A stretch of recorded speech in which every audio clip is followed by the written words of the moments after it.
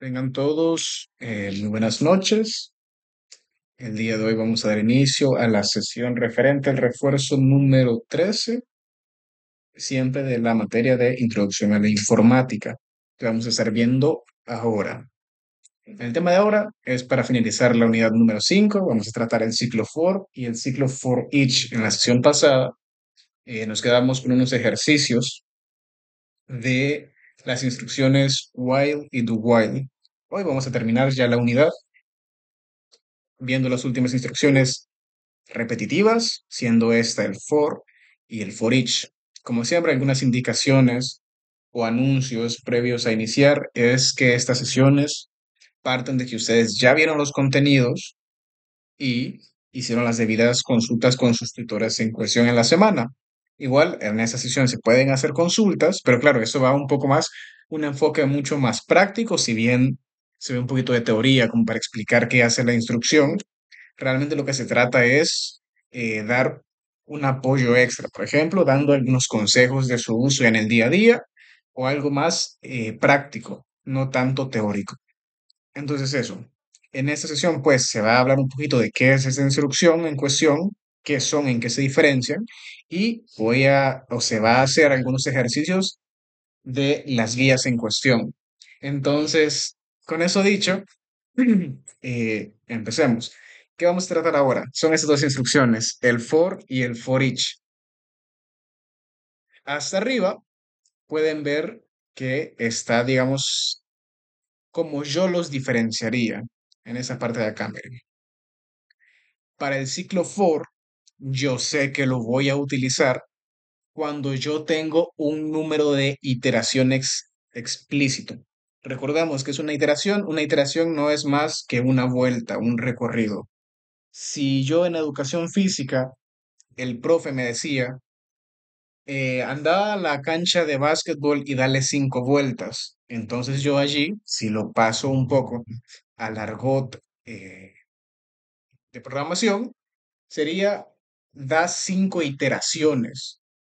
Yo voy a ejecutar, en este caso, la acción de correr alrededor de eh, el área de la cancha 5 veces. Entonces, voy a dar 5 vueltas, voy a hacer 5 iteraciones. Eso significa el término iterar. Entonces, yo voy a usar el ciclo for cuando yo tengo un número de iteraciones explícito.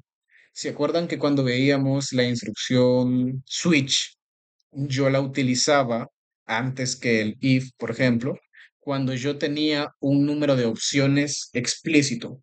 Yo, por ejemplo, utilizaba el switch cuando me daban una tabla de opciones. Entonces yo sabía, si tengo 5 opciones, significa que mi instrucción switch va a tener 5 valores y eso es lo que voy a hacer. Voy a asignarle a mi ciclo switch 5 valores.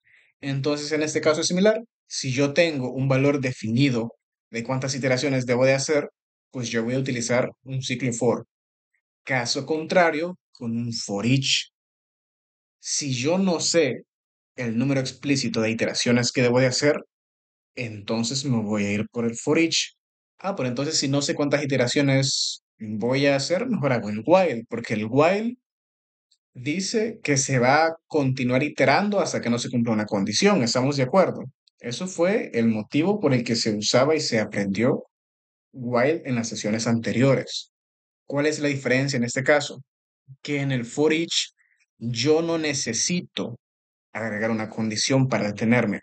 En el while, si bien no había un número definido de iteraciones a realizar, sino que se iba a seguir iterando hasta que una condición se dejara de cumplir, yo debía de colocar esa condición, yo debía de pensarla y estructurarla, ya sea una variable con un valor numérico, ya sea una variable con un valor booleano, etcétera. Yo debía de definir ese valor, esa condición. En el for each, él automáticamente se va a detener sin yo especificarle esa condición. Y entonces se preguntarán, bueno, ¿y por qué no siempre usamos el for each?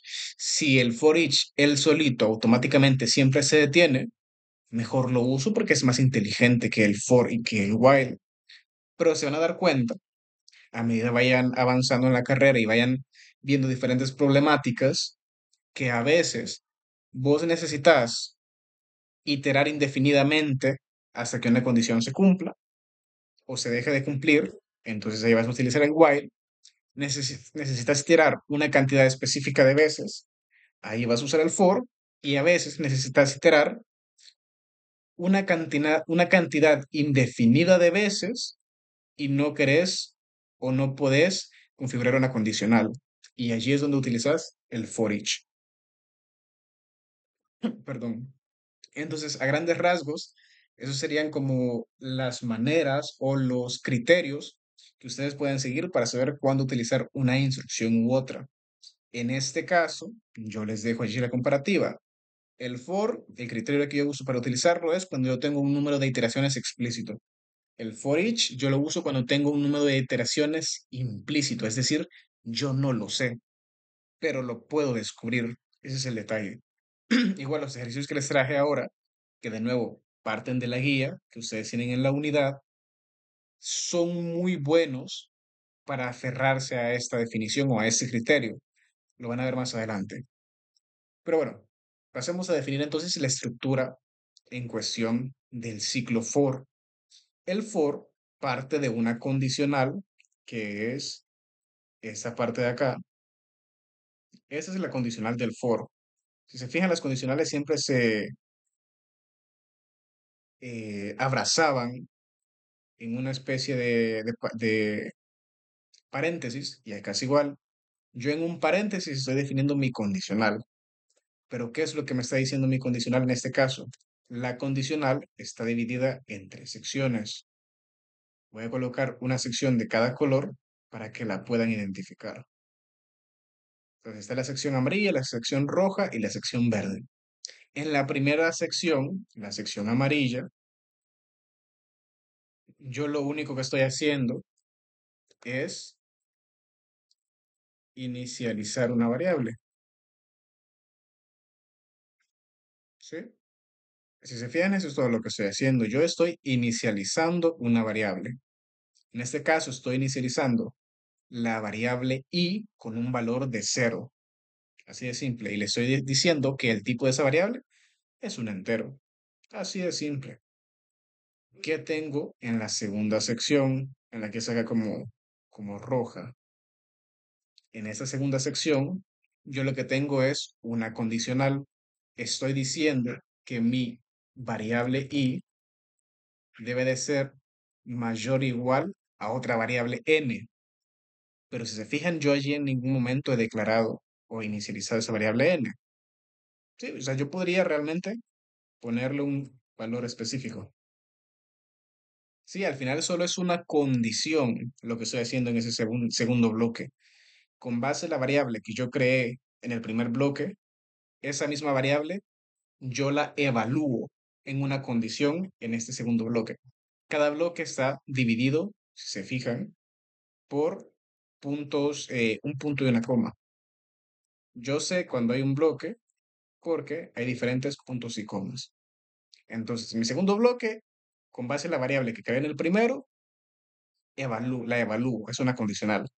Y mi último bloque no es más, en este caso, el que es de color verde, no es más que una actualización de mi variable.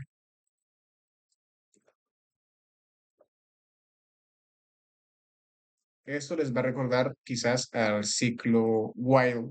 Si recuerdan, en el ciclo while, para que mi condición en algún punto dejara de cumplirse y yo salir del bloque, del bucle para que no fuera infinito, yo debía de ir actualizando mi variable.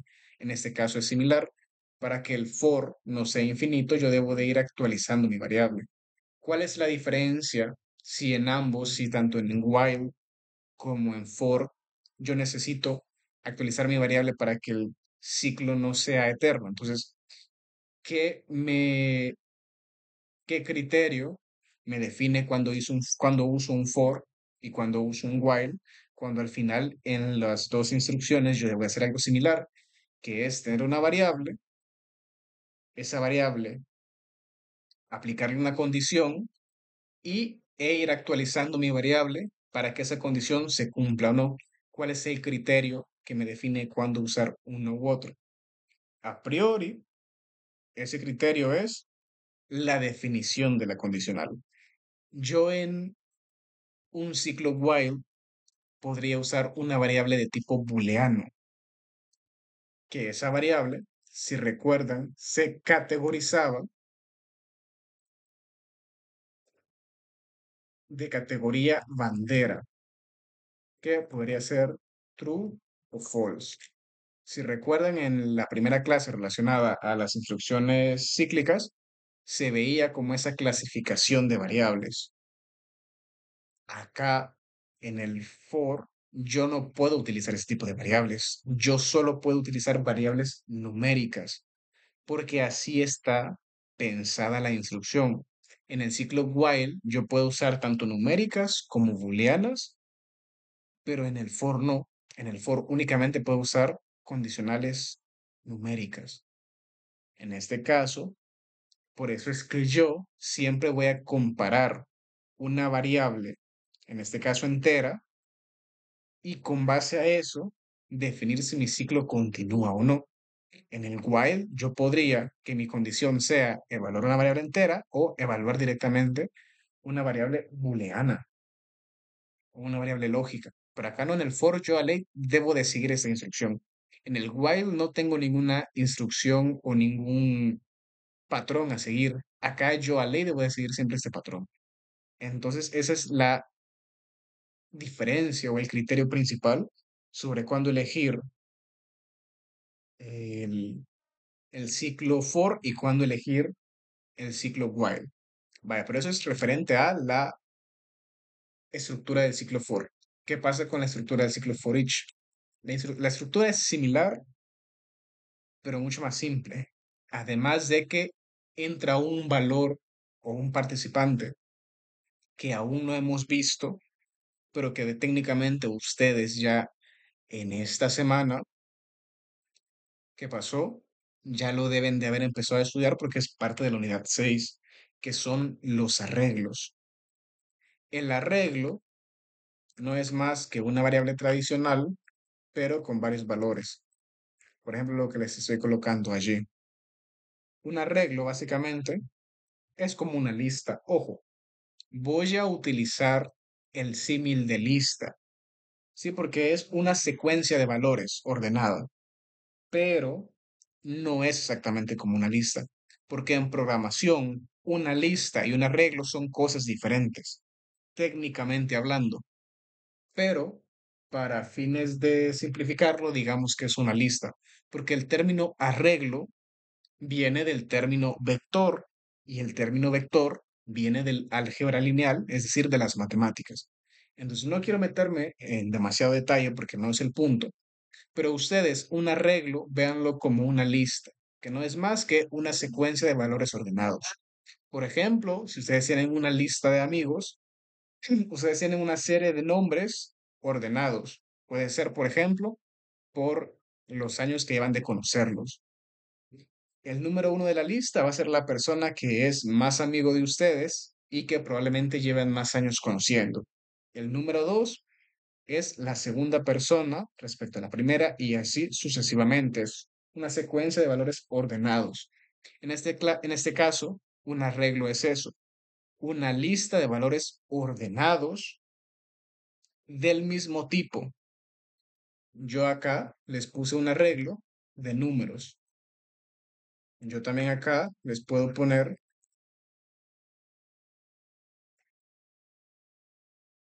un arreglo de cadenas de texto, por ejemplo. Pero yo no puedo hacer esto,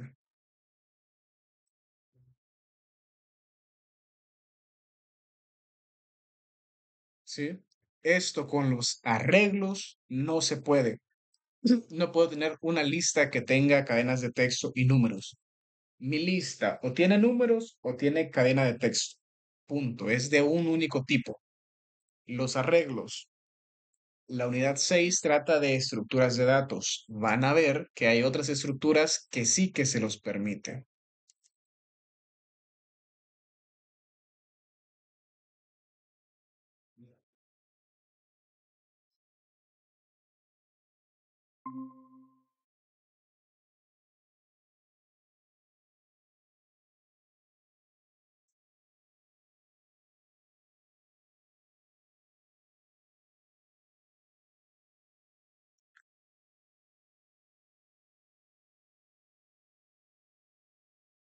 Continuando. Este, los arreglos únicamente les permiten que los datos dentro de este sean de un único tipo, no pueden mezclar tipos. En la unidad 6, que están viendo estructuras de datos, van a ver que hay otras estructuras que sí que lo permiten. Entonces, tengan en cuenta eso. Arreglo significa que yo solo voy a tener un tipo de dato en dicho arreglo. Si yo ya uso otras instrucciones, otras estructuras, ya probablemente voy a poder utilizar diferentes tipos de datos en esa estructura. Pero para arreglos, mi arreglo o es de cadenas de texto o es de números o de cualquier otro tipo en cuestión, pero solo puede ser de ese tipo. Y su estructura, similar al for, no es más que, entre paréntesis, no la condicional. Arriba teníamos una condicional. Aquí es una instrucción. ¿Y qué dice esta instrucción? Aquí dice tipo valor. Digamos que esta es la primera sección y esta de acá es la segunda sección. En la primera sección, yo simplemente estoy declarando una variable. Sí, aunque no lo parece, yo allí la estoy declarando.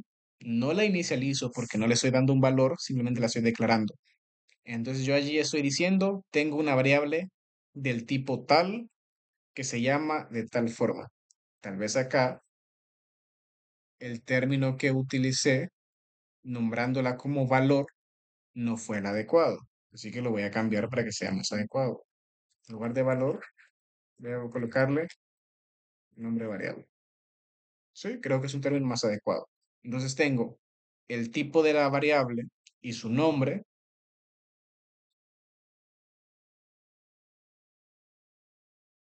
Eso es lo que tengo en el primer bloque, en la parte amarilla. Luego tengo una instrucción in, que si saben un poco de inglés, literalmente lo básico y lo pueden leer en cualquier lugar, sabrán que eso significa dentro. ¿Sí? Entonces, si mi variable del tipo tal, que se llama de tal forma, está dentro de una regla en cuestión, es decir, uno como los que les estoy mostrando a la derecha, entonces entras a la instrucción. Es decir, hagamos el ejercicio. Supongamos que yo tengo una variable int que se llama edad y la inicializo con el valor de 5. Sí, entonces yo tengo una variable que se llama edad que tiene el valor de 5. Si yo sustituyese el contenido en los paréntesis del for each, yo diría, si la variable int edad in el nombre de mi arreglo, por ejemplo, este segundo arreglo que es solo de números, digamos que se llama naturales, porque son los números naturales, es un arreglo de números naturales.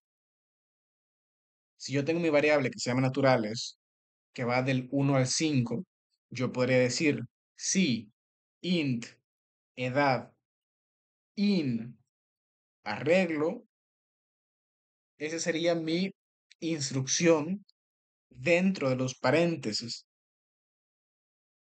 ¿Qué va a pasar con esto?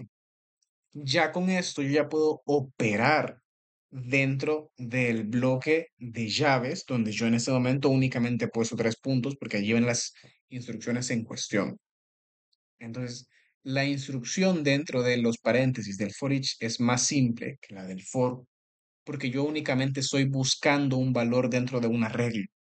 Así de simple. En el for no había ningún arreglo. En el for each, sí, yo a ley voy a trabajar con arreglos. Y van a darse cuenta en otros lenguajes que el for each se maneja de maneras diferentes. Ojo, la estructura siempre es la misma, pero la manera de llamarlo a veces cambia. Por ejemplo, el contenido dentro del paréntesis a veces cambia. Eso lo van a ir viendo a medida que vayan probando con diferentes lenguajes. Pero a grandes rasgos, así es como se trabaja con un for each. El for sí es universal y prácticamente ningún lenguaje lo cambia. Hay alguno que otro como Python que lo trata de manera curiosa, pero prácticamente es universal. El for each sí tiene más variantes, pero todas se rigen bajo los términos que les acabo de explicar. For siempre trabajo con variables numéricas y un conteo, en este caso una suma, una resta. A la variable i en este caso le estoy sumando y por eso tiene los dos valores de más a la derecha, pero también podría restarlo.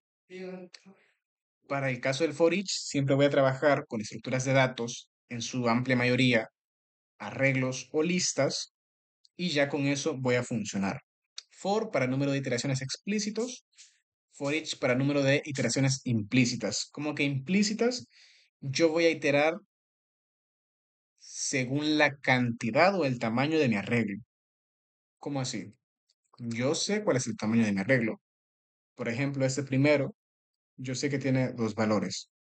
Ignoremos del hecho de que este primer arreglo no es válido porque estoy mezclando dos valores de dos tipos diferentes. Eso ignorémoslo. Yo en ese momento solo estoy sacando el conteo. Sé que allí hay dos valores. Sé que mi variable naturales es un arreglo de cinco valores. Y sé que mi último arreglo, que es solo de cadenas de texto, tiene dos valores. Entonces, yo acá he sacado explícitamente la cantidad de valores de cada arreglo. Pero el for each lo que hace es, tenés este arreglo, ¿querés que yo revise este arreglo? Quiero ver cuántos elementos tiene y según la cantidad de elementos que tenga, es las veces que yo voy a iterar. Por eso les decía que es un número de iteraciones implícito, porque a pesar de que no puedo verlo de manera explícita, porque claro, yo puedo llamar un arreglo y no saber cuál es su tamaño. Yo solo sé el nombre de ese arreglo, pero no sé cuál es su tamaño explícito porque no lo puedo ver a simple vista.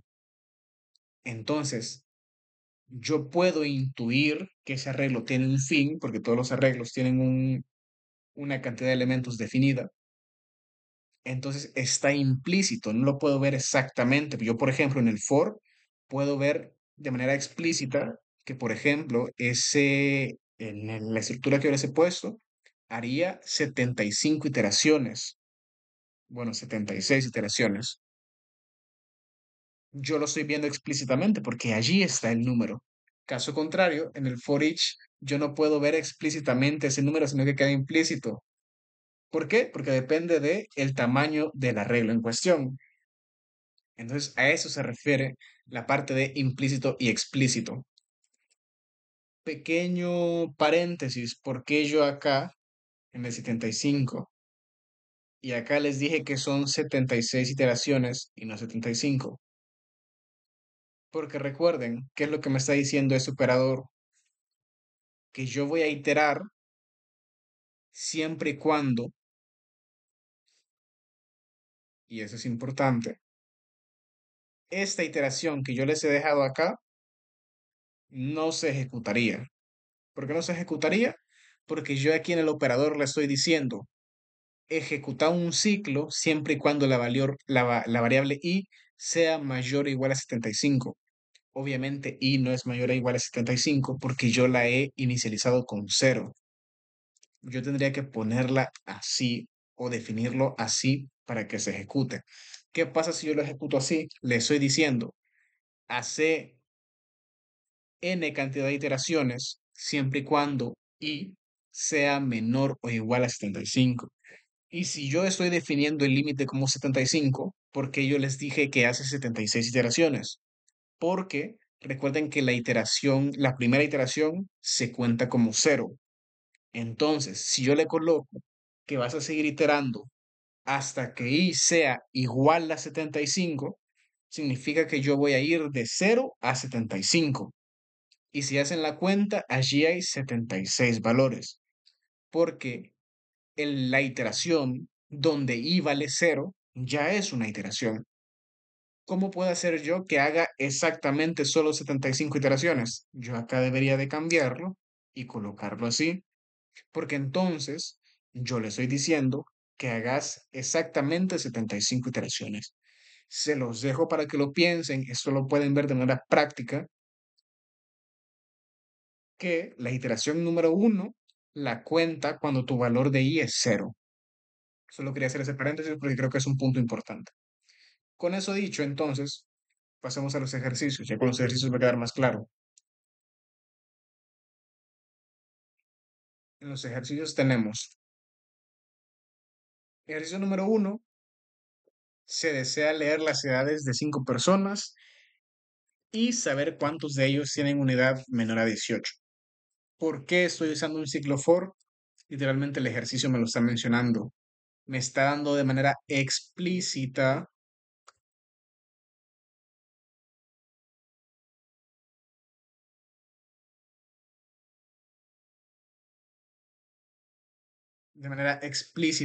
me está dando la cantidad de iteraciones que yo voy a tener.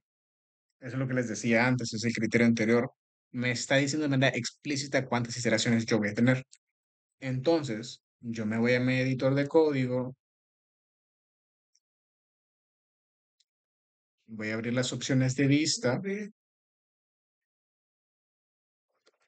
para colocar todo, para que tenga una mejor visibilidad de las instrucciones que voy a dar en cuestión. Todo esto de acá no lo voy a utilizar, así que lo elimino e inicio de cero. El ejercicio me está pidiendo leer 5 edades, ¿sí? Y con base a esas edades, hacer una condicional donde verifique si es mayor o menor a 18 años. Y me está diciendo cuántos, es decir, yo debo de tener un conteo. Aquí me está diciendo, ¿ve? ¿Cuántos? Dame la cantidad de esos 5, cuántos son mayores a 18 años. Entonces hagamos eso. Voy a hacer, voy a declarar e inicializar algunas variables. Por ejemplo, voy a declarar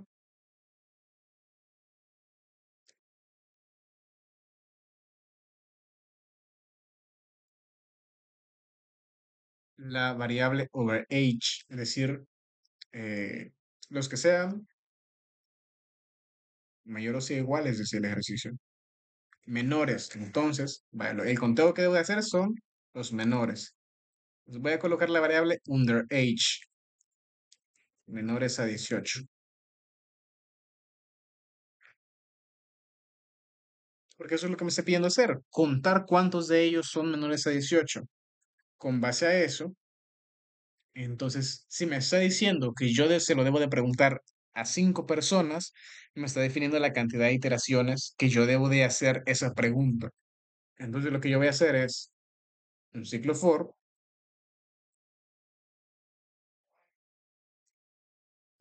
donde acá ya automáticamente me pone la instrucción int i, y es como el estándar. Van a ver que prácticamente en la documentación todos los ciclos for siempre utilizan la variable i. Ustedes pueden colocar la variable que ustedes quieran, pero por estándar se suele utilizar la i. Y voy a ejecutar esa instrucción siempre y cuando i sea menor a 5. En esta ocasión, recuerden, cuando yo estoy utilizando mi variable inicializándola en cero, yo siempre voy a hacer una instrucción más de la que aparece en el número.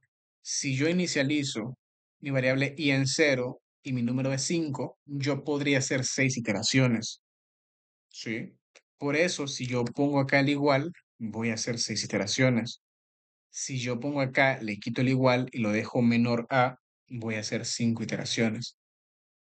Yo podría también hacer eso, miren. Lo inicializo como uno y hago eso. Y acá voy a hacer 5 iteraciones. Es una manera más explícita de dejar claro que yo voy a hacer 5 iteraciones. Esto me va a dar un total de 5 iteraciones. Van a darse cuenta.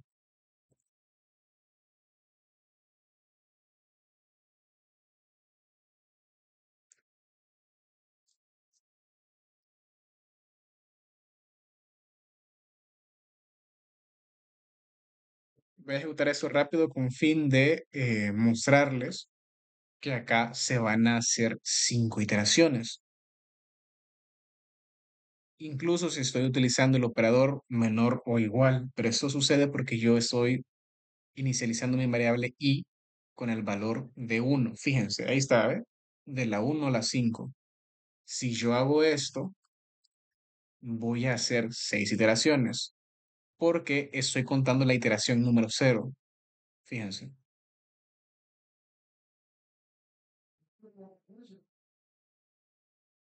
Ahí está, 6 iteraciones. Hice estas 5 más la iteración 0 que se cuenta como una. La solución para yo no hacer 6 iteraciones y solo hacer 5, quitarle el signo de igualdad, porque entonces va a ser la iteración 0, va a ser la iteración 1, la iteración 2, la iteración 3 y la iteración 4. A este punto, i tendrá el valor de 4 e i es menor a 5. Entonces, hasta ahí está bien, pero cuando trate de hacer la iteración 5 ya no va a poder continuar porque 5 no es menor a 5, 5 es igual a 5. Entonces, por ese motivo, el hecho de yo añadir o quitar el signo de igualdad cambia la cantidad de iteraciones que estoy haciendo. Con eso dicho, yo ya sé que aquí voy a hacer 5 iteraciones,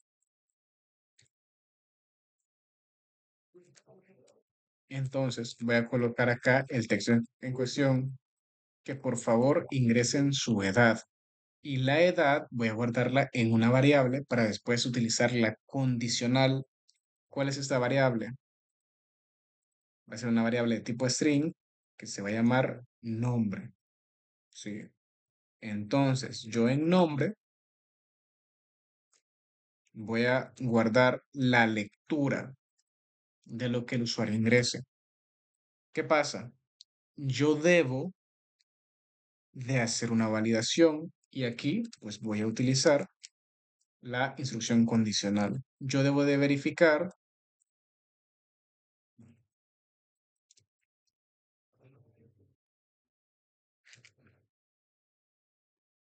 que ese valor, en este caso el valor de name, no sea nulo o un espacio en blanco.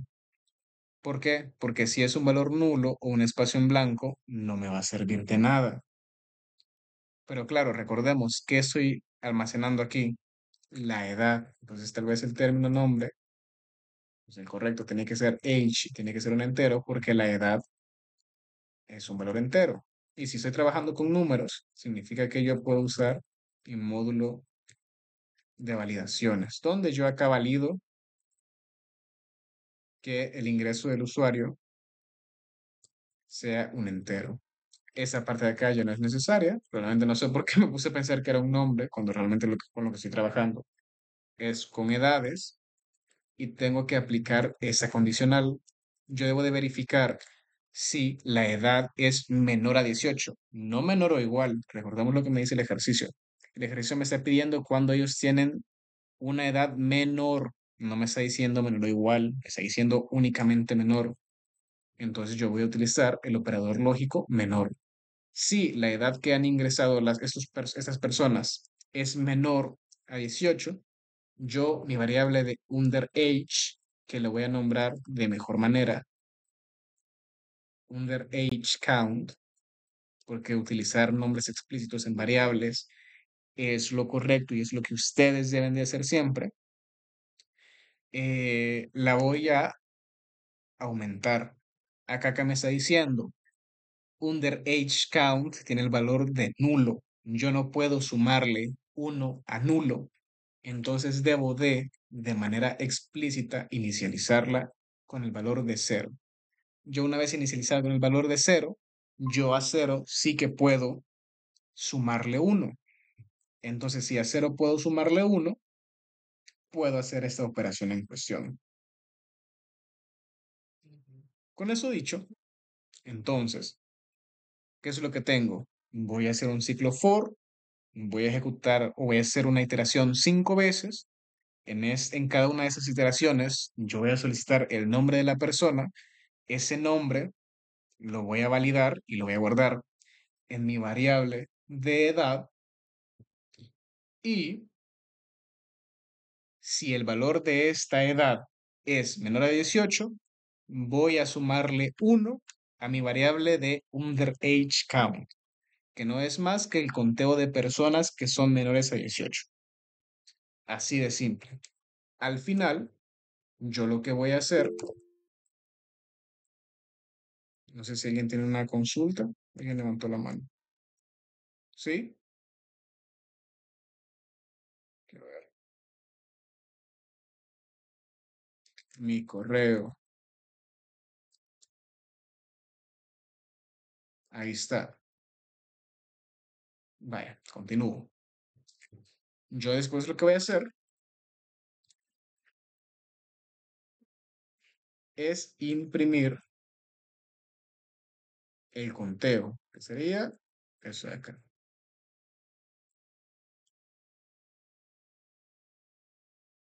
El conteo total de menores de 18 años es underage count.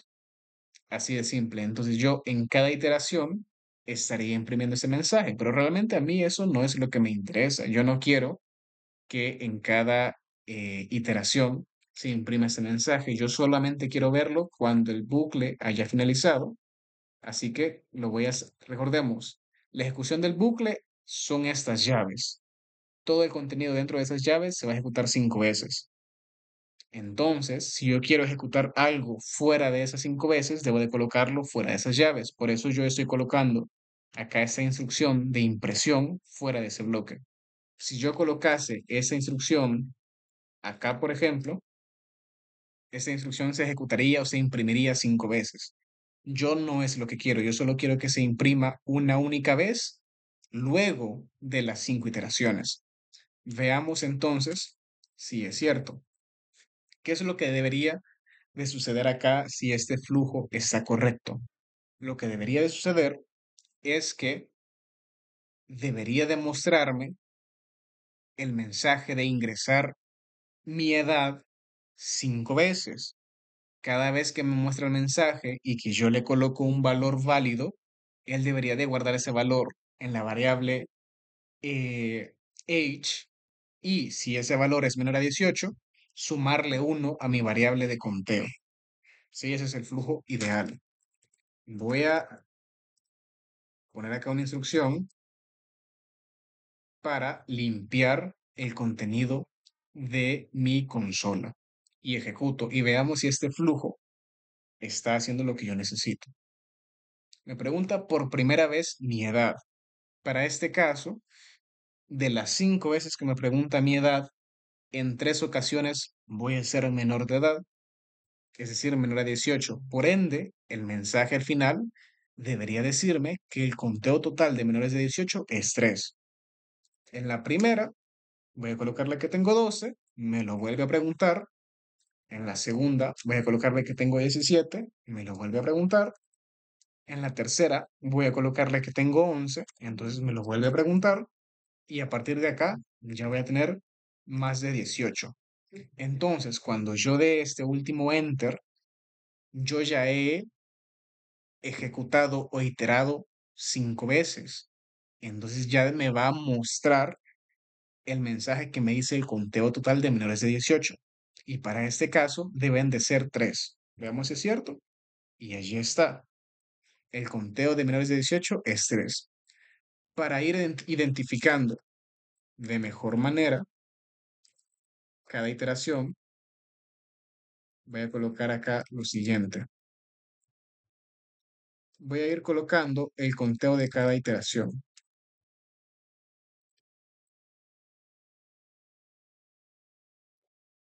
Acá. Y es el conteo de cada iteración. Voy a sumarle 1. ¿Por qué? Porque la variable i inicia con el valor de 0, ¿sí? Y realmente la iteración 1, o sea, la iteración 0, todos en el día a día lo conocemos como la iteración 1. Por ejemplo, si yo les digo, den 5 vueltas a la cancha, ustedes en la primera vuelta que estén haciendo van a decir, yo estoy dando la vuelta 1. No van a decir, estoy dando la vuelta 0. Por eso le estoy sumando ese valor 1. Van a darse cuenta que sí tiene sentido, fíjense. En este caso, lo que voy a hacer es que todas las personas sean mayores de 18. ¿Sí? Entonces me está diciendo, esa es la iteración uno. En la iteración uno la persona tiene 56 años. En la iteración 2 la persona tiene 78 años. En la iteración 3 la persona tiene 23 años. En la iteración 4 la persona tiene 67 años. Y en la iteración número 5 la persona tiene 90 años. De las 5 iteraciones, en ninguna la persona fue menor a 18. Entonces, mi conteo total debe de ser igual a cero. Y allí está, el conteo total de menores de 18 es igual a cero. Entonces, ¿cómo yo definí? Porque el ejercicio me dice,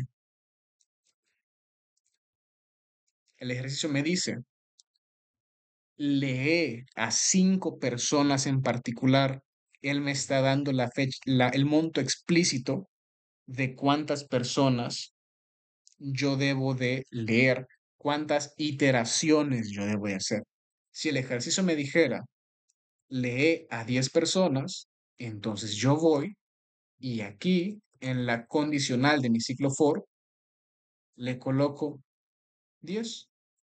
Y así de simple, yo he definido la cantidad de iteraciones totales. Si recuerdan, en el ciclo while, yo no podía definir cuántas iteraciones en cuestión. Yo podía poner una condicional que me decía que en algún punto ese ciclo se iba a detener, pero no le podía decir, haceme 10 en particular. Acá sí puedo, con el ciclo for sí puedo.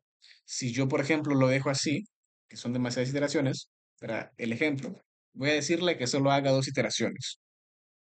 Yo estoy definiendo que solo me va a hacer la pregunta 2 veces. Yo tengo el control de cuántas veces me hace la iteración. Voy a decirle que en eso es 1 y en esto es 89. Sí, entonces solo se ejecutó 2 veces porque yo explícitamente puedo decírselo.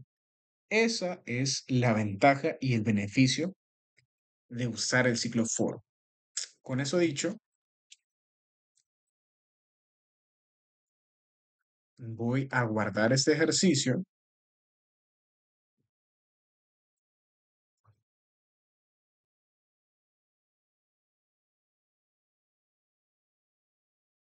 y voy a proceder ahora a mostrarles el ciclo for each, que les decía que se difiere el ciclo for del ciclo for each. En el ciclo for each, yo no defino la cantidad de iteraciones. ¿Qué es lo que la define entonces?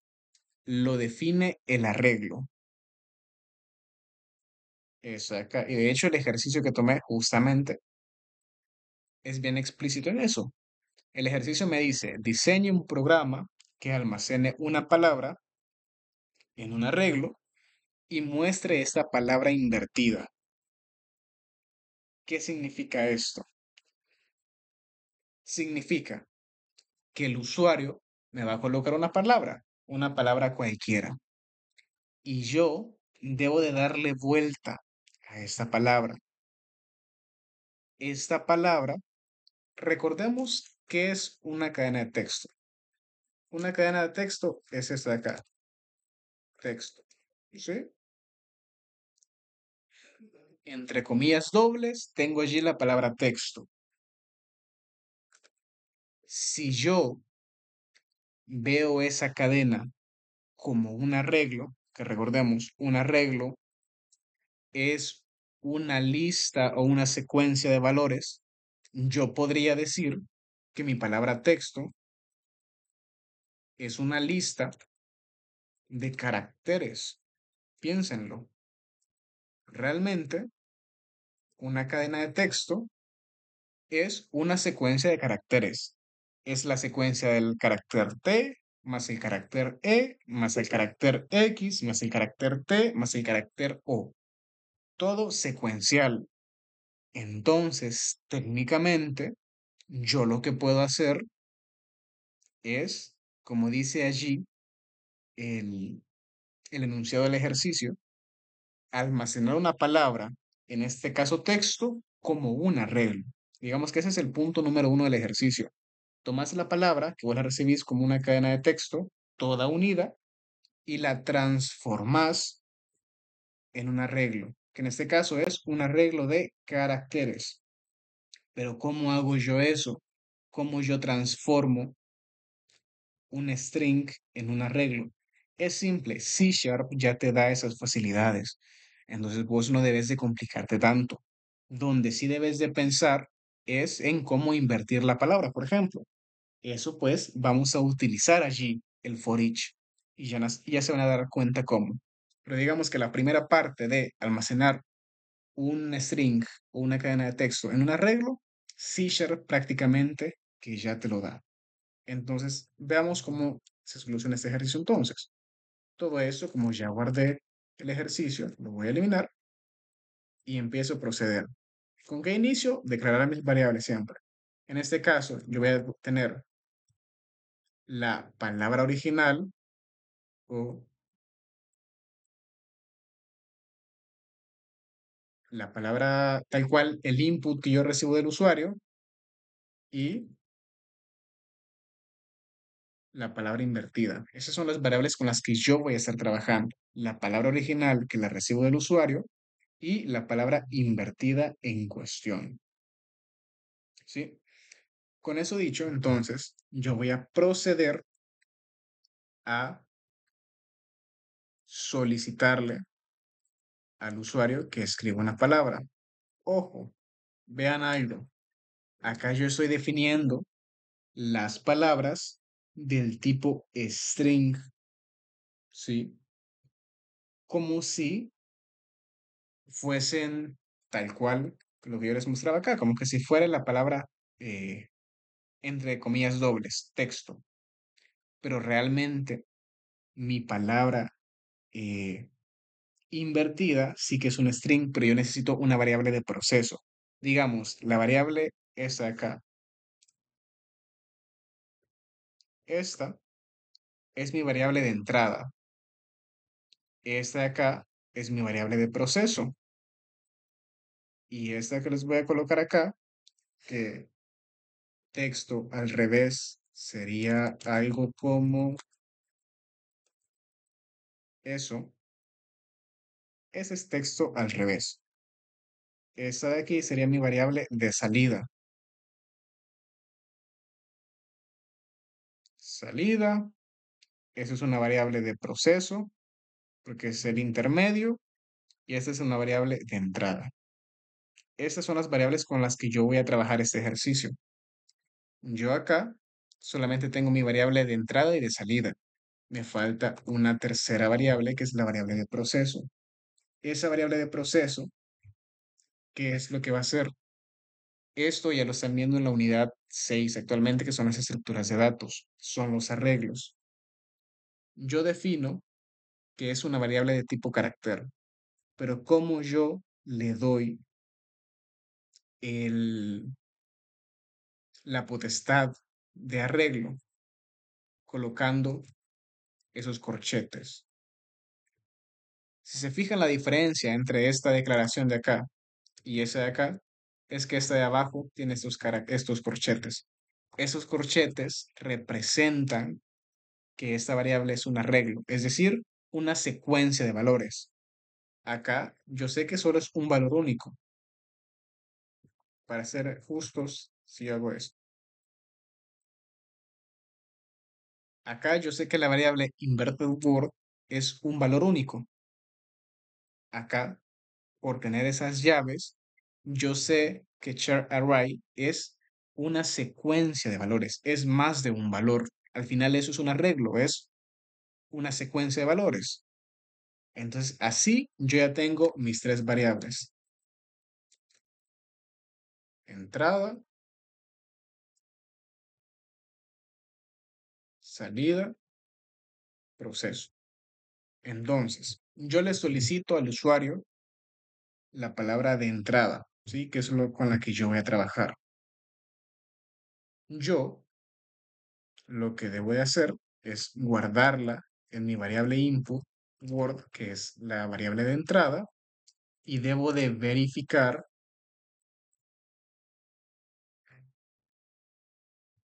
que la variable input word no sea nula o un espacio en blanco.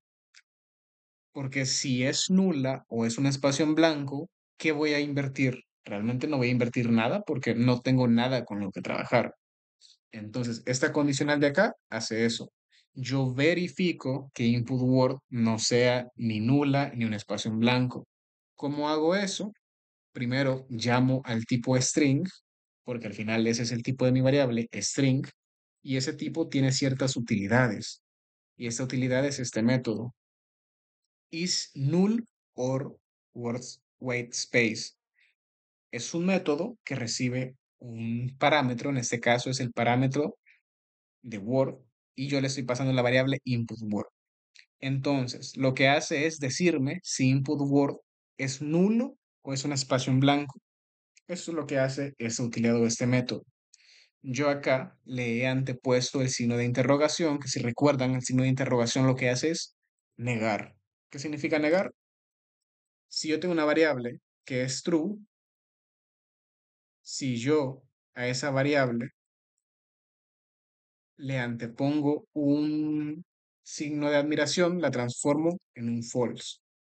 Eso es, negar. Esto creo que lo vieron en la parte de los tipos de datos, en las condicionales específicamente, cómo negar una condicional. ¿Sí? Si yo le antepongo el signo de admiración, yo niego esa, esa condición. Entonces, si es true y le pongo un signo de interrogación, se transforma en false. Si es false y le pongo un signo de interrogación, se transforma en true. Entonces yo acá le estoy diciendo si es nulo, si no es nulo y no es un espacio en blanco, entonces trabajemos con esa variable. Entonces ya puedo proceder a entrar en el bloque en cuestión.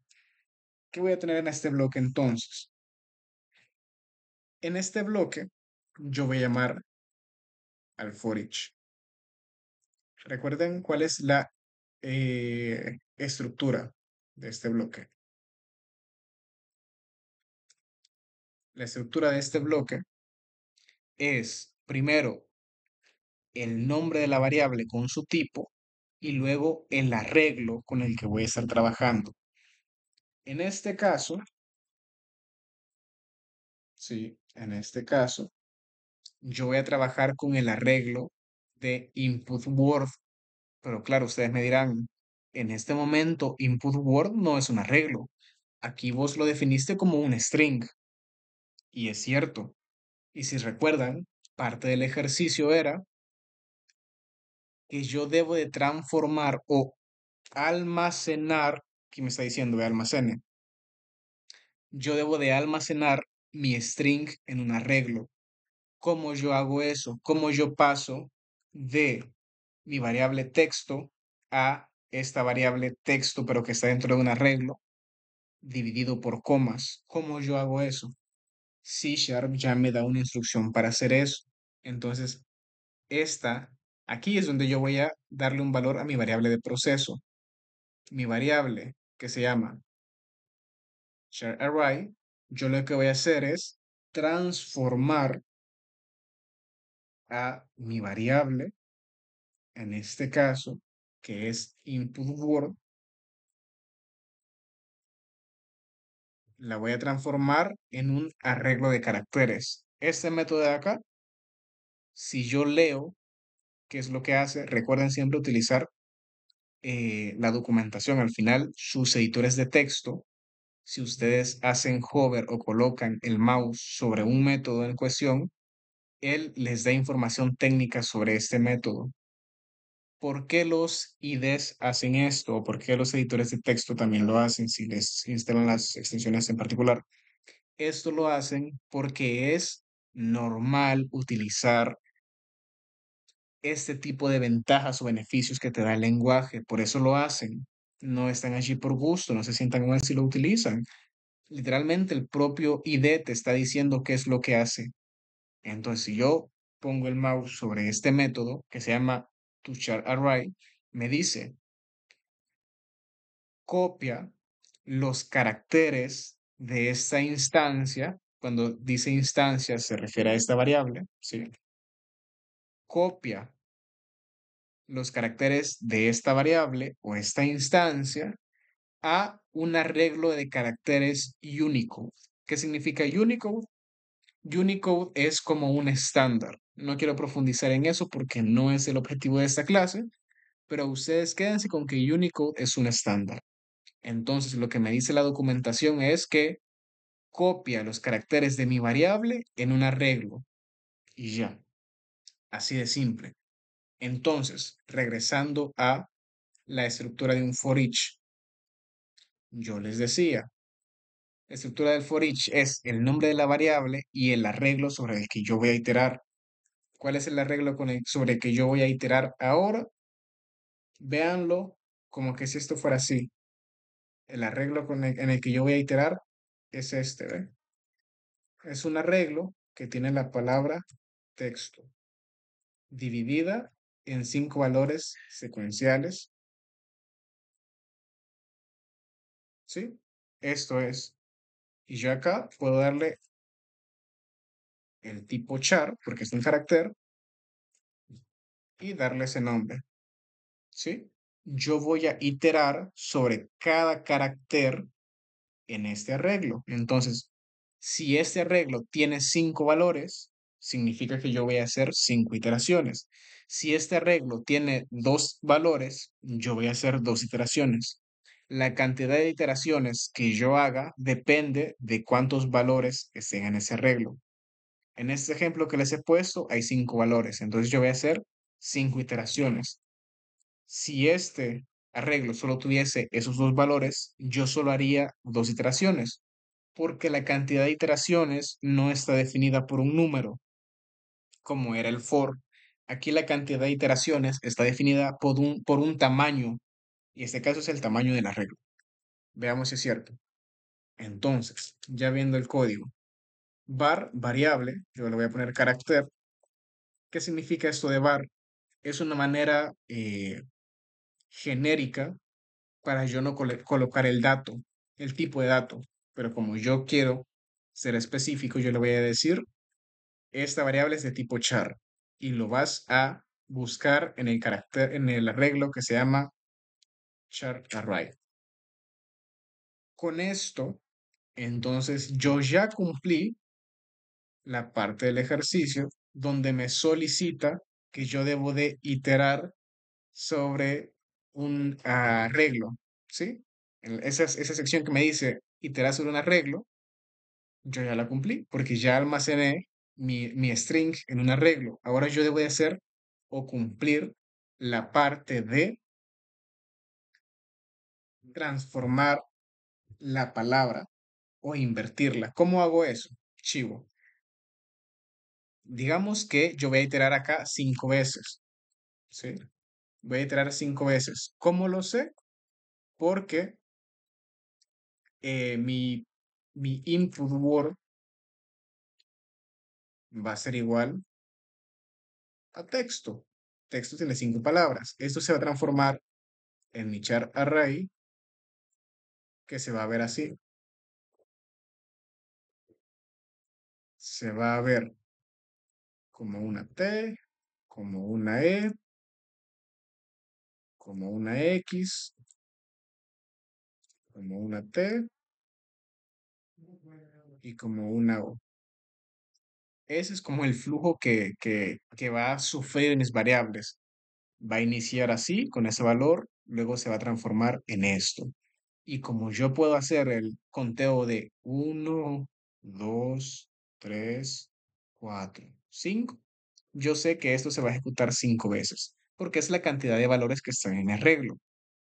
Entonces, en cada una de esas iteraciones, yo lo que voy a hacer es darle vuelta, ¿sí? Darle vuelta a la palabra.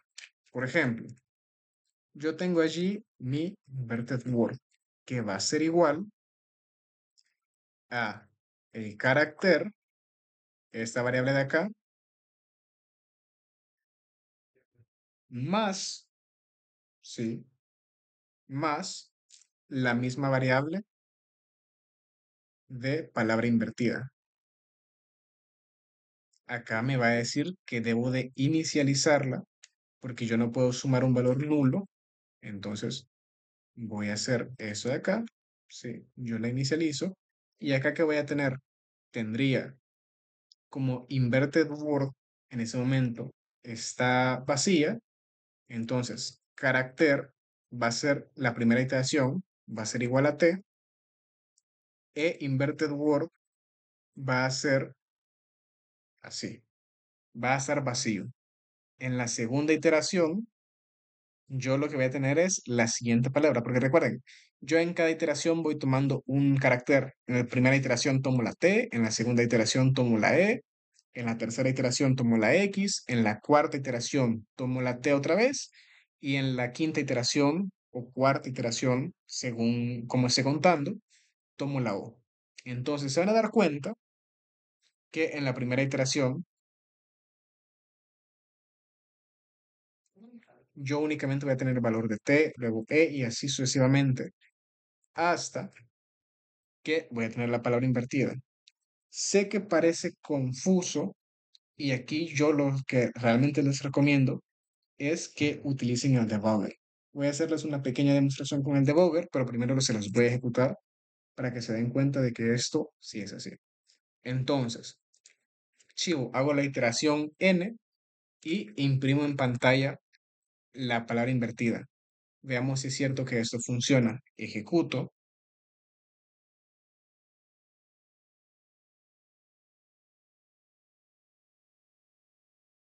y voy a colocar aquí la palabra texto. Al darle enter, yo lo que debería de recibir es esta palabra de acá, OT-set, por leerla de alguna manera, pero sería OTX-ET, si la lógica de esta solución es correcta.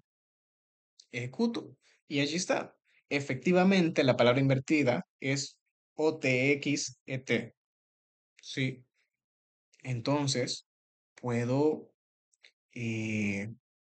decir de que efectivamente mi solución sí está dando resultados, como la parte de transformar las palabras. Sé que puede ser un poco eh, confusa.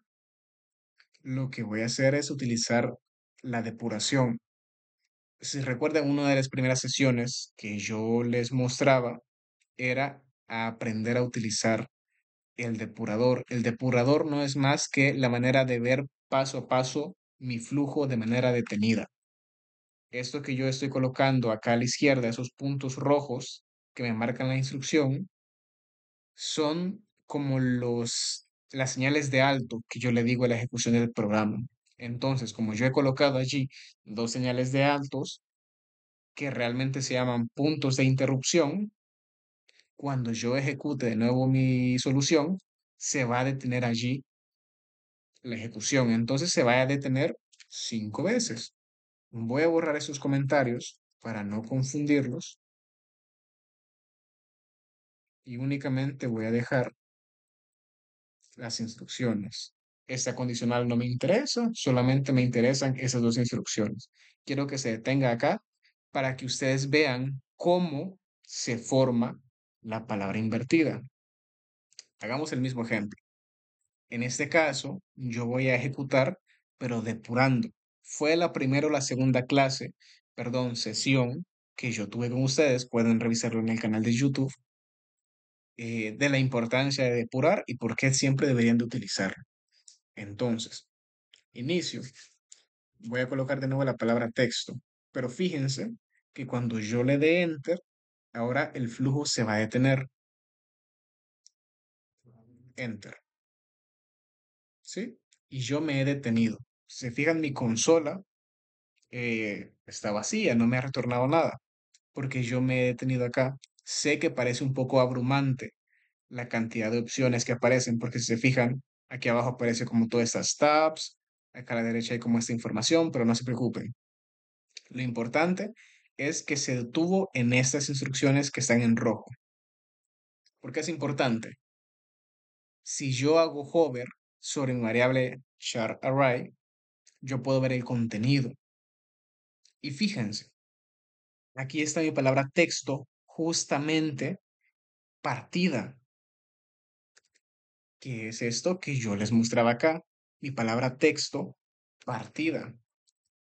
¿Por qué? Porque mi palabra o mi variable char array es un arreglo de letras. Entonces, efectivamente, se está cumpliendo que char array es un arreglo de letras. Y mi variable carácter, ¿qué es? Ahí me está diciendo que en ese momento no tiene ningún valor porque yo me he detenido en esa instrucción. Me he detenido justo en la instrucción donde yo le asigno un valor a esa variable, donde me he detenido en la instrucción donde yo la creo, más no donde yo le asigno un valor. Fíjense acá abajo, yo tengo estas opciones. Como les digo, entiendo que son como muchos botones y muchas opciones que están viendo y puede ser abrumador, pero genuinamente les recomiendo que se den el espacio para ver esto en más detenimiento y les aseguro que les va a servir mucho. Yo voy a utilizar esta opción. Esta opción se les explicaba en la sesión, que significa continuar. Si yo le doy clic, paso al siguiente paso, que es este de acá, y mi variable carácter sigue diciendo que en ese momento no existe, pero si yo continúo acá,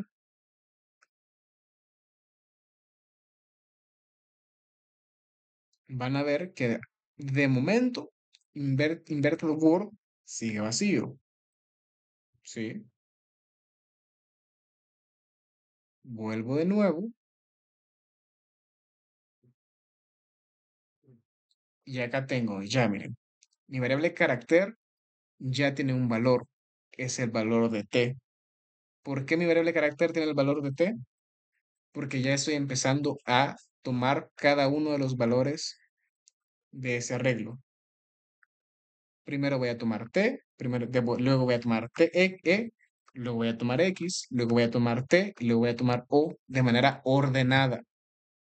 Y como mi arreglo tiene estos 5 valores, yo voy a hacer 5 iteraciones. Fíjense que ahorita mi variable inverted word está vacía, ¿sí? Solo son 2 comillas, bueno, 4 comillas dobles o 2 comillas dobles, ¿sí? Ese es el valor de inverted word character. Ahorita tiene el valor de t.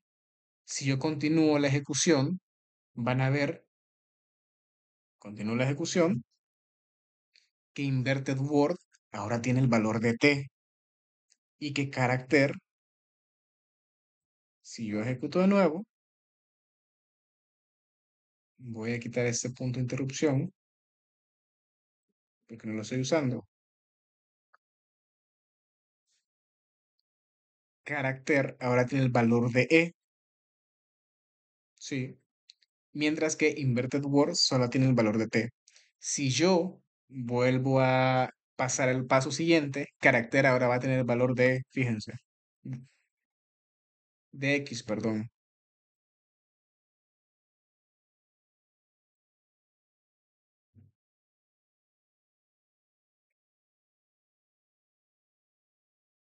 Continúo, aquí está, valor de X, ¿sí? Inverted Word hasta el momento que tiene TE, que son los valores de carácter anteriores. Cuando carácter cambie de valor a T, X se va a almacenar en variable de inverted word. Veamos si es cierto. Ahorita, acá pueden ver el valor de X, miren. Carácter dice que vale X. Cuando este valor cambie de X a T, inverted word va a tener la X en su valor. Fíjense. Sigue siendo X.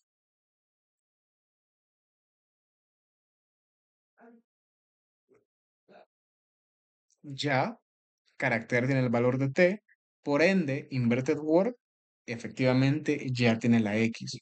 Y así se continúa ejecutando hasta el momento en el que las 5 valores ya se hayan iterado. Entonces la variable inverted word ya va a tener las 5 palabras en cuestión. Ahorita va por la t, faltaría la t y la o, pero creo que ya se entiende. Uno, la utilidad de la depuración, que es poder ver paso a paso cómo una instrucción se va ejecutando y que yo puedo poner señales de alto en ciertos puntos. Y número dos, cómo la variable inverted word se va llenando poco a poco. Entonces voy a utilizar yo ahora este botón que dice que continúe la ejecución para que me retorne a la consola. y van a ver que al retornarme a la consola, ya aquí está mi palabra invertida, o set, por leerlo de alguna manera. Entonces, de esa manera, yo he utilizado mi ciclo for each. Entonces, procedo a guardar el ejercicio,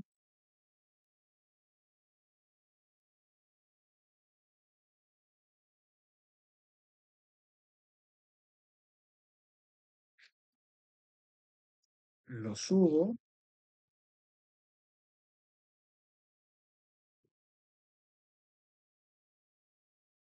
y con eso pues ya hemos finalizado la sesión del día de ahora.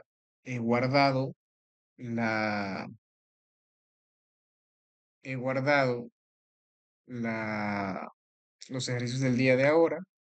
Por si acaso, les voy a compartir el enlace de dónde está el código fuente. En este código fuente están los ejercicios en cuestión, el código fuente del ejercicio. Entonces, coloco por allí, por si alguno lo necesita. Igual, ya saben, como de costumbre, las palabras finales de la sesión. Cualquier consulta, ahí tienen mi correo o está el grupo de WhatsApp en el que también me pueden escribir. Las sesiones siempre se están subiendo al canal de YouTube. Déjenme les confirmo.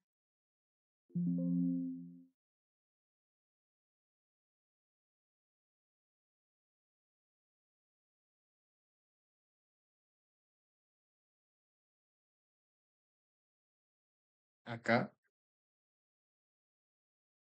en el canal de YouTube se están subiendo las sesiones. Esta de igual manera pues también se va a subir. Entonces allí pueden ir revisando, por ejemplo, la sesión en la que les explicaba sobre el uso de el depurador, que es para poder ir viendo las instrucciones de paso a paso, pues está allí, allí lo pueden ir revisando. Esa sesión de igual manera se va a estar subiendo y bueno, el código fuente que ya les mandé el enlace. Cualquier consulta o duda, pues allí me escriben por correo o por el grupo de WhatsApp. Y pues nada, vamos a estar siempre en contacto. El día de mañana, en la sesión del día de mañana, pues vamos a ver lo referente a las estructuras de control, que sé que es la unidad que están viendo esta semana o vieron esta semana. Entonces, con eso dicho, si no hay ninguna consulta, pues hasta acá quedaríamos.